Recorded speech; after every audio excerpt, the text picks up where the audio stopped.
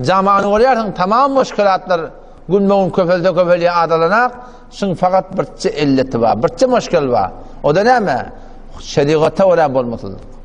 وَمَنْ أَعْرَضَ عَنْ ذِكْرِي فَإِنَّ لَهُ مَعِيشَةً ضَنْكَ Sure-i Taha 124. ayet barda okuy. Tamamı müşkilat Huday Teala ştadan geliyor. وَمَنْ أَعْرَضَ عَنْ ذِكْرِي Her kimini Allah ola bolmaklıktan, şeriata ola bolmaklıktan yüze vursa فَإِنَّ لَهُ مَعِيشَةً ضَنْكَ Birçok şun zindagi darang diyelim olur. On kan telektörün ödeme, kan maşinini ödeme, kan pulunu ödeme. Allah Teala'nın aydınına ola bolmasa bar oturuşta var, darang diyelimliktir zindagi Müslümanlığı. Ondan şu taydan kıynansak da men yani becerette de aydıp başaracak. Bizim şu el mantığı Türkmen sehramızda. O başarı mantığı Türkmen neşini cihani dedi ki ben dışarıdan haber alıyat. Sede 95% yüzden 95'i ol bir amalları ki benamı din, diyanat, sogap deyip, emin deyip, kabul olsun edip, Allah kuvvet versin edip, şonu alakım biz Huda bilen Peygamberin aydanı alak edip, şuna daim edip davasını amal ediliyor. Yüzden 95'i kıynasak Müslümanlığın bedgatlar bilen yoluna şoğlu. Bedgatlar bilen malakım, ecin oluptur, bedgatlar bilen malakım kaptandan koşulsuz getiriptirler.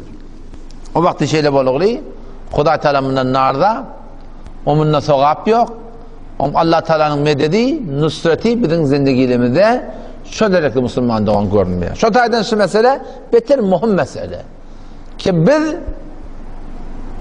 Kur'an-ı Beyin Pakini okuyacak kulağımızda Allah Teala bize emrediptir. فَاِذَا قَرَأْتَ الْقُرْآنِ فَاسْتَعِذْ بِاللّٰهِ deyip. Her vakit Kur'an okuyacak bolsan اَعُوذُ بِاللّٰهِ مِنَ الشَّيْطَانِ الرَّجِيمِ diye deyip. Kur'an-ı ki imanın menbesi, ahlakın menbesi, amalın menbesi, yakinin menbesi, hem medadın duygusu sonundan şu şeyle bir arasında sen bana kitap okuyacak olanda önce Hudaya sığınmalı, şu kavlan şeytanın. So ne mi deyip, düşman ma yolla doğruyunu eğirtsündür ya. Sen şu ödün verdi de şeyle şu bağı kiyarsın, ekrançlığı kiyarsın. Yerin qavi, tohmun qavi, suvun qavi. Hava. On qav, kulluğun qavi. Şu kullukların içinde eğer sen düşmanın haberdar olmasan, ziraatın haraplayan da haberdar olmasan, onun başına düşen krimlerdir, afetleri haberdar olmasan, sen qav yerinden, qav ziraatından, qav tohmundan, qav valahim senin kulluk etmekten peyda yok. Eğer düşmanına haberdar olmasan. Düşman mı? Şu sen ziraatın nemesi? Şu ziraatın düşmanı şu.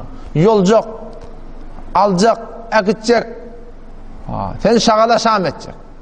Petonda Müslüman sıktı Müslüman doğunum amalları ikibinin aramızda benamı dini diyanat ve ibadete sevap bilye şol eğer Huday Teala'nın kabul olacak olsa Müslüman doğun şunu Allah Teala bilen Peygamberinin aydını öyle etmedi. O şunun Huday Teala radi oluyor. O şuna sevap var. O şunun dünya ve ahiretin bereketi var. O şunun bizim dünya ahiret abadimiz.